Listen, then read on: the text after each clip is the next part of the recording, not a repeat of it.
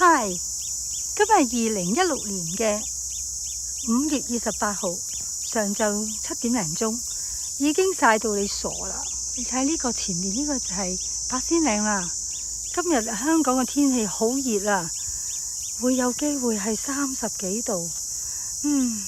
大家知唔知呢度係邊度呢？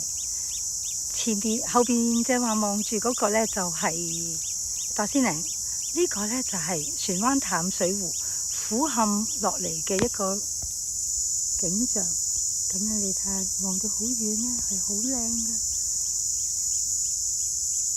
你睇下幾好幾靚，同埋你聽唔聽到啲鳴嘅蟬鳴啊？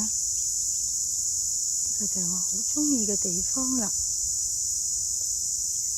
係咪好靚呢？真係好靚，係咪好靚？冇錯啦，呢個就係船灣嘅淡水湖，大家欣賞下啦。咁我係要由一個嘅山丘走上嚟，先至可以俯瞰到呢一個嘅船灣淡水湖嘅。咁今日想講啲乜嘢呢？我其實今日想講呢，係關於死亡。一講死呢，大家都唔中意聽嘅。但係無可否認，我哋每一個人都要面對死，但我哋就係唔想去理解，亦唔想諗。不如今日我讀一段聖經俾大家聽啦。希伯來書5章7節，基督在肉體嘅時候，既大聲嘅哀哭，流淚禱告，懇求那能救佢免死嘅主，就因佢嘅虔誠蒙了應允。嗱，喺呢一度呢，我哋見到呢，基督喺面對住十字架上呢一個嘅酷刑，佢其實心裏邊都有驚懼、恐懼，以至佢都喺客西馬尼園裏邊呢，去點求，喺馬可福音嘅14章36節裏邊咁話：阿爸父啊，在你凡事都能，求你將呢個杯撤去，然而不要從我嘅意思，要從你嘅意思。喺呢度我哋睇見呢，其實耶穌呢，想撤去呢一個嘅苦杯呢，其實係免去佢嘅死啊，唔使釘十字架。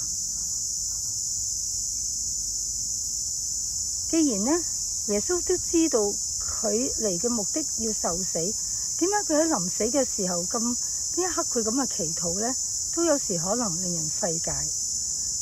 但係令人費解嘅係希伯來書嘅作者呢，繼續嘅強調耶穌呢個禱告之後，因住佢得到呢個嘅虔誠而蒙了應允。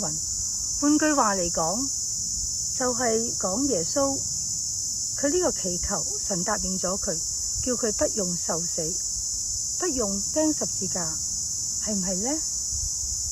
其實知道呢個事實，對耶穌嚟講，的確佢係要受死，係要釘喺呢個十字架上。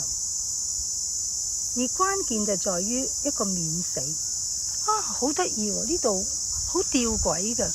點解耶穌可以求呢個免死，但係之後佢就仍然係上咗呢個十字架上呢？其實我哋大家都清楚一個好重要嘅就係話，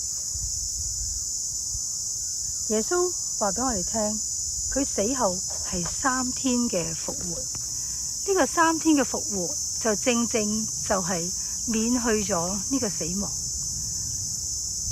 今日基督徒好奇妙嘅一個嘅事實就係我哋信耶穌。耶穌曾經講過：復活在我，生命也在我。信我的人雖然死了，也必復活。其實我哋有冇認真嘅去思想死亡復活嘅事呢？就正如聖經保羅裏邊曾經講過，佢話我哋要思念天上嘅事，唔好思念地上嘅事，因為我自己喺度諗，地上只係一個過客，但係天上係一個永恆。今日我哋面對住呢一切，我哋總係會今日太多嘅一啲嘅事情會攪擾我哋，令到我哋常常都會只係為咗地上而去操心，但今日我哋最大嘅大限就係死亡。死亡能夠話俾我哋聽，我哋需要嘅去正視我哋嘅生命。